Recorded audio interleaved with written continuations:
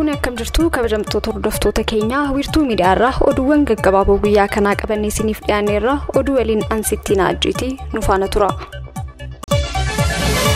Jilli Itoophiyaatti ambaasaadara Ameerikaa Ervin Maasingoon durfamu magaalaa Samaraa deeman. Jilli kun wayita magaalaa Samaraa gahutti pirezidaantii naannoo Affaar Haji Awwal Arbaa fi hooggantoonni olaanoo naannichaatiin simannaan godhameeraaf. Ambaasaadar Ervin Maasingoon turtii isaaniin hooggantoota mootummaa fi qaamolee adda addaa waliin marii ni taasisu jedhamee ni eeggamaas jechuudhaan eejensii sabquunnamtii naannoo Affaartu gabaase.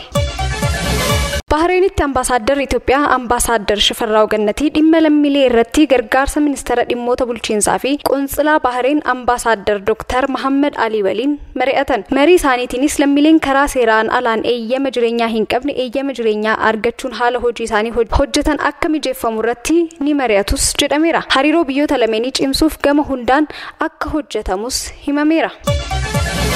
Maanguddoon umrii dheeraa qabu jedhamanii dhimmi isaanii gabaafamaa ture obbo Abbaa Daaluu Jaarsoo galmee dinqisiisoo Afrikaa irratti galmaa'an. Dhaabbati buufata isaanii Finfinnee godhate kun riikardii Abbaa Daaluu galmeessuu keenyaan baay'ee gammanneerras jedheera. Godina Arsii Lixaatti jiraataa aanaa Nansaboo kan ta'an maanguddoon kun torbeewwan muraasa dura umrii waggaa 180 lakkoofsiisaniiru jedhamuun miidiyaalee biyya keessaan waa'een isaanii hedduu gabaafamaa ture. Galmeen riikardii kun garuu umrii isaaniin osoo hin taane baay'ina maatii horataniin akka galmeesses hojii gaggeessan dhaabbatichaa obbo Ashannaa fi Alam ibsaniiru. Odeeffannoon jalqabaa nu qaqqabe maanguddoo umrii waggaa 180 kan jedhudha. Haa ta'u malee waggaa 180 ta'uu isaanii mirkaneeffachuu hin dandeenyes jedhaniiru. Haa ta'utii qorannoowwan tokko taasifneen Abbaa Daaluun maatii 500 ol akka horatan odeeffannoo arganneera jechuudhaanis himaniiru obbo Ashannaafiin. Haa ta'u malee qorannoowwan tokko taasifneen Abbaa Daaluun maatii 500 ol akka horatan odeeffannoo arganne jechuun himu obbo Ashannaafiin. Waxabajjii 18 bara 2023 garaanichatti imaluu kan himan obbo Ashannaafiin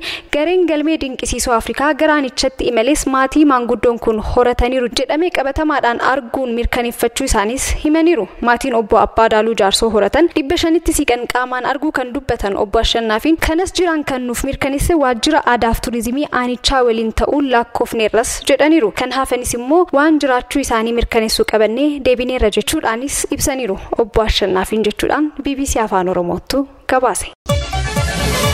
Shamarree Jang Yoo-yang umrii ishee 23 yoo ta'u fiilmiiwwan seenaa dhugaa yakka irratti xiyyeeffatan True Crime faanii fi asoosamoota kanaan wal qabatan akka malee faana buute. Jaalalli ishiin fiilmii akkanaaf qabdu addaa jedha poolisiin akka ibsetti. Boodarra barsiistuu afaan Ingilizii barsiistuu mana isheetti hidhattee nama ajjeesuu baruufi jettee ajjeefte. Galmeen poolisii Yang yakka kana raawwachuuf yeroo dheeraaf itti qophaa'us argisiisa. Qorannoo jeequmsa sammuu fudhatteen qabxii olaanaa galmeessullee poolisiin ibseera. Abbootiin alangaa murtii du'aa gaafatanis manni murtii Kooriyaa Kibbaa hidhaa umrii guutuu itti murteesseera. Garuu akkamiin raawwatteessa jedhuuf fiilmii yakka irratti xiyyeeffatan akka malee kan jaalattu Yang akaakayyuu ishee waliin jiraatti turte.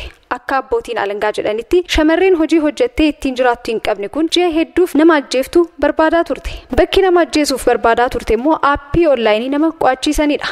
Akka galmeen poolisii ibsetti namoota 50 qunnamteerti garuu addatti dubartoota akka ta'an filatti. Dabalataanis yoo manuma isaaniitti ishee qo'achiisuu ta'es gaafataa turtes jedha galmeen kun.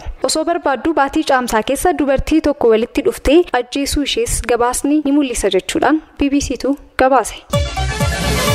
Dhumarrattis Israa'eel fi Hamaas gidduutti dhukaasni dhaabbatee guyyaa 5ffaarratti namoonni uggura Hamaas jala turan 12 Gaazaa keessaa baafamanii daangaa Israa'eel seenaniiru. Kanneen keessaa lammiileen Israa'eel 10 fi kan Taayiwaan ammoo 2 keessatti argamu. Erga dhukaasni dhaabbatee kanneen uggura Hamaas jalaa ba'an 81 keessaa lammiileen Israa'eel 61 hundi isaanii dubartootaa fi daa'immanidha. Akkaataa waliigaltee Hamaas waliin qabaniin warri Israa'elis guyyaa 5ffaa yeroo dhukaasa dhaabuu kanarratti lammiilee Filisxeem hiitee turte keessaa 30 gadhiisteerti. Galatti hanga ammaatti Filisxeemonni 180 ta'an mana hidhaa Israa'eel keessaa gadhiifamaniiru. Israa'eel lammiilee Filisxeem hiitee turte 300 ta'an gadhiisuuf maqaa isaanii tarreessite keessaa walakkaa ol akka gadhiiftes himameera. Hamaas fi Israa'eel gidduutti erga dhukaasni hamaan dhaabbatee guyyoota 5 lakkoofsiseera. Dhukaasa dhaabuun kun akka itti fufuu qaamoleen dhimmi ilaallatu hundi mormii hin qaban. Dubbi himaan mootummaa Israa'el guyyaa dhukaasa dhaabuu 5 dabalataan akka kennamu fedhii qabaachuu isaanis agarsiisaniiru. Qondaaltonni Hamaas ammallee namoonni isaanii 1500 ta'an akka hin argamnee fi waraana kanaan namoonni 14,500 jalaa dhumuu himaniiru. Erga onkololeessa 2023 waraanni eegalee Israa'el irraa namoonni 1,200 du'aniiru. Kanneen butaman ammoo 240 akka ta'anis gabaasonni garaagaraa ni mul'isu. Kabajamtoota hordoftoota keenya oduuwwan gaggabaaboo guyyaa kanaa kanneen turanii sagantaalee wiirtuu miidiyaa biroo waliin turtii gaarii qabaadhaa.